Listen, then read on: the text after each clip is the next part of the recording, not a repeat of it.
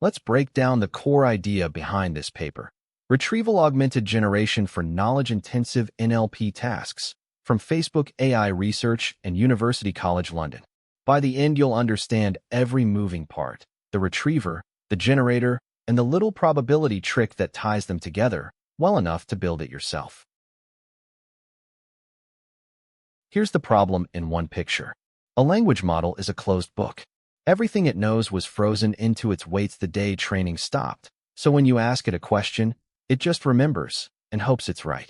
Sometimes it makes things up, and it can never tell you where an answer came from. This paper's fix is almost embarrassingly natural. Give the model a library card. Before it answers, let it look things up in an external index of Wikipedia, then write the answer using what it found.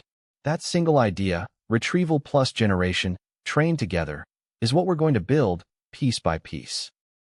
First, why the closed book is a real problem, not just a metaphor.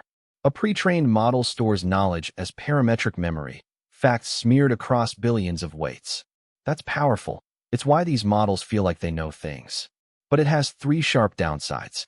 1, you can't easily update it. The world changes, the weights don't, short of retraining. 2, you can't inspect it. There's no page number, no source, so you can't check whether it's telling the truth. And 3, it hallucinates. When a fact isn't cleanly stored, the model confidently invents something plausible. Knowledge lives in the weights, and that is exactly the trouble. Make it concrete. Ask a closed book model, who is the president of Peru? It answers from whatever it absorbed during training, which might be 2 years stale. The real answer changed last month, but the model has no way to know that. And to fix it, your only lever is to retrain or fine-tune the whole thing, to bake the new fact back into the weights, which is slow, expensive, and has to be repeated every single time the world moves on. That doesn't scale. Knowledge you can only change by gradient descent is knowledge you can barely change at all. The authors put the diagnosis plainly, right in the introduction. Now, people had tried bolting memory onto models before. Two systems, Realm and ORQA, had the right instinct. Pair a masked language model with a differentiable retriever, so the model learns what to look up. Promising, but they only ever did one narrow thing, extractive question answering, where the answer has to be a span copied verbatim out of some retrieved passage. You point at existing words, you never actually write. This paper's move is to bring that same retrieve-then-read idea to the workhorse of modern NLP, the sequence-to-sequence generator, so the model can read its sources and then compose a fresh answer in its own words. Here's the whole architecture on one canvas, and everything after this is just a zoom into one of these boxes. On the left, your input, a question. It goes into a retriever, which searches a giant index of Wikipedia and pulls back the top handful of relevant passages. Those passages, plus the original question, go into a generator, a seek-to-seek transformer, which writes the answer. Two memories working together, non-parametric memory, the searchable Wikipedia index you can see and swap, and parametric memory, the generator's own weights. And the whole pipeline, retriever and generator, is trained end-to-end as one probabilistic model. Let's zoom in. Before the mechanics, here's why you should care that it works. This one recipe, with no task-specific architecture, sets a new state-of-the-art on 3 open-domain question-answering benchmarks at once, beating systems that were hand-built for each. It does that without the expensive specialized pre-training its competitors leaned on, and without any re-ranker or extractive readers stapled on top.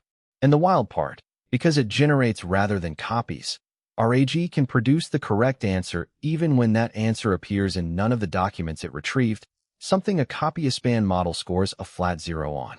Same idea, better answers, and you can update its knowledge without touching the weights. The headline claim, straight from the abstract. Start with the retriever, the part that decides what to read. It's called dense passage retrieval, DPR, and it's a bi-encoder, which just means 2 separate BART encoders. One encoder reads a document and squeezes it into a single dense vector, its meaning as a point in space. A second encoder does the same for your query. Relevance is then just the dot product of the 2 vectors, passages whose vector points the same way as the query's vector score high. Run that through a softmax over passages, and you get PTA of Z given X, a probability distribution over which document to read. No keywords, no exact string match, meaning match to meaning. What is it searching over? A single dump of Wikipedia from December 2018. They chop every article into disjoint chunks of 100 words each, which comes out to about 21 million little passages. Then, once, up front, they run every one of those 21 million chunks through the document encoder and store the resulting vector. That frozen pile of vectors is the index, and the paper calls it the non-parametric memory. Non-parametric, because the knowledge lives in this external table, not inside any network weights. 21 million facts, sitting on disk, waiting to be looked up. But 21 million vectors raises an obvious problem. You can't compare your query against every single one. For every question, that would be far too slow. This is where maximum interproduct search comes in, MIPS. Instead of an exhaustive scan, a library called FACE builds a clever navigable graph over the vectors, so finding the highest scoring passages takes roughly logarithmic time instead of linear. You hand it a query vector, it walks the graph, and hands back the top K passages, maybe 5 or 10, in a blink. That approximate but fast search is what makes retrieving from a 21 million document memory practical at all. Now the generator, the part that actually writes. RAG uses BART large, a 400 million parameter sequence-to-sequence transformer, pre-trained to reconstruct corrupted text, so it's already a fluent writer. Combining the question with a retrieved passage is delightfully blunt. You just concatenate them, glue the passage onto the input, and feed the whole thing in. BART then generates the answer one token at a time, each token conditioned on the question, the retrieved passage, and everything it has written so far. These generator weights are the parametric memory, the model's own internal knowledge, and in a moment we'll watch it lean on that when the retrieved text isn't quite enough. Here's the conceptual heart of the paper, and it's a lovely trick. We retrieve K passages, but which one is the right one to answer from? We don't know, and crucially, nobody labeled it. The training data never says use document 3. So instead of committing, RAG treats the retrieved document as a latent variable, an unknown that we integrate out. It runs the generator against all K passages and then marginalizes. It blends their answers, weighted by how relevant the retriever thought each passage was. High relevance passages count more, but every one gets a vote.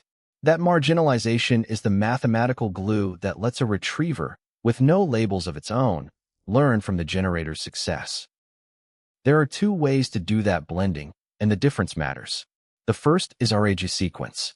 Here, one single document is used to generate the entire answer, start to finish. So you take your top K passages, and for each one you have the generator write out a whole answer, giving you K complete drafts. Then you score each draft by multiplying the generator's probability for it with the retriever's probability for that document, and you sum across the K drafts. In symbols, P of Y given X is the sum over documents of PTA Z given X, times the product over tokens of the generator's probability. One document, one coherent draft, K of them, weighted and pooled into a single answer. The second way is RAG token, and it's more flexible. Instead of locking one document in for the whole answer, RAG token can use a different document for every single token. At each step it marginalizes over all K passages to produce the next token distribution, picks a token, and then does it again, fresh, for the next token. Notice the sum and the product swap places. Now it's a product over tokens of a sum over documents. The payoff is that one answer can weave together facts from several passages. This word sourced from document 2, the next from document 1. When the answer needs to combine separate pieces of knowledge, RAG token is the one you want. So which do you use? Think of it as a difference in commitment. RAG sequence bets everything on one source per answer, which keeps each answer internally consistent and grounded in a single document. Great when the answer really does live in one place. RAG token spreads its bets across tokens, which lets it stitch a multi-part answer out of multiple documents, at the cost of a bit more decoding machinery. In the experiments, sequence tends to win on straightforward question answering, while token shines when the output has to fuse several facts, like generating a trivia clue that references two different books. Same latent variable backbone, two different personalities. Now, how do you train this thing? You do not tell it which document to retrieve, ever. You only hand it input-output pairs, question and answer, and you minimize the negative marginal log likelihood of the right answer. That marginal we just built, summed over the top passages. Then you let gradient descent flow backward through the whole expression. Because the answer's probability depends on the retriever's weights, through those relevance scores, the retriever picks up a gradient too. Passages that help produce the correct answer get pushed up, ones that didn't get pushed down. The retriever learns what's worth reading purely from whether it helped the generator succeed. Full supervision on the task, none on retrieval. This is the part that surprises people, and the authors say it outright. There's one more engineering decision that quietly makes the whole thing feasible. In principle, you'd fine-tune both BART encoders, the query 1 and the document 1. But if you update the document encoder, every vector in that 21 million passage index is now stale, and you'd have to re-embed all 21 million and rebuild the search structure, periodically, in the middle of training. Realm did exactly that, and it is brutally expensive. RAG's authors tried simply not doing it. Freeze the document encoder and the index, and only fine-tune the query encoder and the generator. It turns out you lose almost nothing, and you save an enormous amount of compute. The document side is pre-computed once and never moves. A quick note on decoding, because the two formulations even generate differently. RAG token is easy. Since it marginalizes token by token, it looks exactly like an ordinary autoregressive model. So you just plug it into a standard beam search. RAG sequence is trickier because its probability doesn't factor into neat per token pieces. You can't run one beam search over the whole thing. So instead they run a separate beam search for each of the K documents, collect all the candidate answers, and score each one. The careful version, thorough decoding, runs an extra forward pass to score answers a document didn't itself propose. The cheaper fast decoding just skips those. A small tax for the flexibility. Quick breather. If watching a model grow itself in external memory from scratch is your idea of a good time, then do the thing. Like, subscribe, share it with the one friend who'll actually appreciate it. It genuinely helps the channel. Okay, back to it, because this next part is where RAG earns its reputation. Let's start with the result I find most telling. On natural questions, take just the hard cases where the correct answer appears in none of the retrieved passages. An extractive system, one that can only copy a span, scores 0 here by definition. There's nothing to copy. RAG still gets about 12% of them right. How? The retrieved passages don't have to contain the answer. They only have to nudge the generator toward it. And then the generator's own parametric memory finishes the job. Retrieval and generation covering for each other, exactly as designed. That synergy is the entire thesis, compressed into one number. And you can literally watch the two memories cooperate. This is from Jeopardy clue generation with RAG token. The task, given an answer entity, write the trivia clue. For the entity Hemingway, as the model generates the words, "A Farewell to Arms," the document posterior spikes on the passage about that novel. Then, as it switches to writing "The Sun Also Rises," the posterior jumps to a different passage about that book. The retriever is steering, token by token. But here's the kicker. Once the first word of each title is out, the posterior goes flat. The model no longer needs the document, because BART's parametric memory already knows how the famous title ends. Non-parametric memory starts the fact. Parametric memory completes it. RAG isn't only for questions, it also does fact-checking. On Fever, you're handed a claim, say, Barack Obama was born in Hawaii, and you must label it supported, refuted, or not enough info by retrieving evidence from Wikipedia and reasoning over it. RAG maps each label to a single output token and trains on claim label pairs. And crucially, unlike the specialized pipelines it competes with, it uses no supervision telling it which evidence sentence is the correct one. It just retrieves its own. It lands within a few points of those heavily engineered systems. And when you check what it pulled, the top retrieved passage comes from a correct source article 71% of the time and 90% within the top 10. It is finding the right evidence on its own. Is the learned retrieval actually doing the work, or would any old search do just as well? They ran the ablation. Freeze the retriever so it never learns, and results drop across the board. So yes, learning what to retrieve matters. Then swap the dense neural retriever for BM25, classic keyword overlap search, the kind that just matches words. On most tasks, the dense retriever wins clearly, because it matches meaning, not spelling. The one exception is fever, where BM25 actually wins, because fever claims are stuffed with specific entity names, and for pure name matching, literal word overlap is genuinely hard to beat. A nice reminder that the best retriever depends on the task. And the ablations verdict is one clean sentence. Now the demonstration that best captures why non-parametric memory is special. Because the knowledge lives in a swappable index, not in the weights. You can update what the model knows by literally replacing the index. No retraining at all. They proved it. Build one index from 2016 Wikipedia and one from 2018. Then ask about world leaders who changed in between. Who is the president of this country? With the 2016 index, the model answers 2016's leaders correctly about 70% of the time. Hand it the 2018 index, and it answers 2018's leaders. Same weights, different memory, different facts. Try that with a closed book model, and you'd be fine-tuning for a week. One practical knob before we wrap the results. How many documents should you retrieve? It's a test time dial. You can change K without retraining. And the two formulations respond to it differently. Retrieve more passages, and RAG sequence just keeps getting better, more or less monotonically. More context, better answers. RAG token, though, peaks around 10 documents and then gently declines, because past a point, the extra passages are more noise than signal for its per token blending. So there's a real trade-off to tune. More documents means more compute, and, up to a point, more accuracy, but the sweet spot depends on which formulation you picked. Two more wins worth naming quickly. First, diversity. RAG doesn't fall into the repetitive, generic phrasing that plain seek-to-seek models drift toward. It produces a noticeably higher fraction of distinct phrases without any special diversity tricks in the decoder, just because different retrieve passages pull it in different directions. Second, and more important, factuality.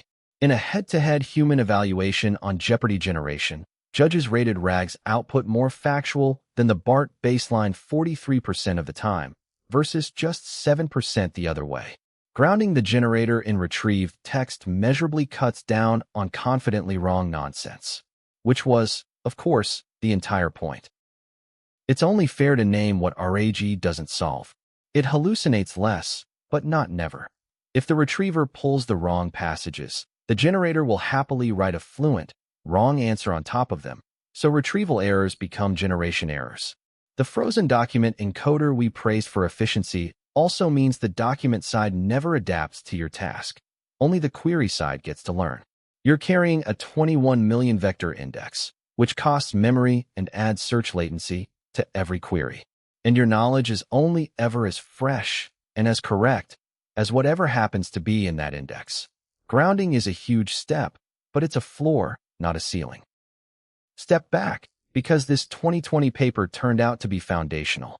That three-box picture, embed the query, search a vector index, feed the hits to a generator, is now simply how you connect a language model to knowledge it wasn't trained on. Every documentation chatbot that cites its sources, every enterprise search assistant, the entire industry of vector databases, they are all running this exact pattern, usually with a big frozen modern LLM in the generator slot instead of BART. The title of the paper became the name of the technique. When someone says they're building a RAG system today, this is the paper they're unknowingly describing. Let's put the whole machine back together in one breath. A question comes in. The query encoder turns it into a vector. MIPS searches the 21 million passage Wikipedia index and returns the top K. You treat the chosen document as a latent variable and marginalize either one document per answer, that's RAG sequence, or one per token, that's RAG token. The generator reads the question plus the passages and writes the answer, leaning on retrieved facts and its own parametric memory together. You train the whole thing end to end, with no retrieval labels, freezing the document index to keep it sane. And you can swap that index anytime to change what the model knows. That, end-to-end, is RAG. Here's the question I'll leave you with. RAG keeps the retriever and the generator as two separate systems, bolted together by a probability. But the generator has its own vast parametric memory, and the retriever has an external one, and they clearly overlap and even cover for each other. So where should a fact actually live? What belongs baked into the weights, and what belongs out in a swappable index you can edit like a database? Years of bigger models later, we still don't have a clean answer, and I think it's one of the most interesting open questions in the whole field. That's my read. Tell me yours.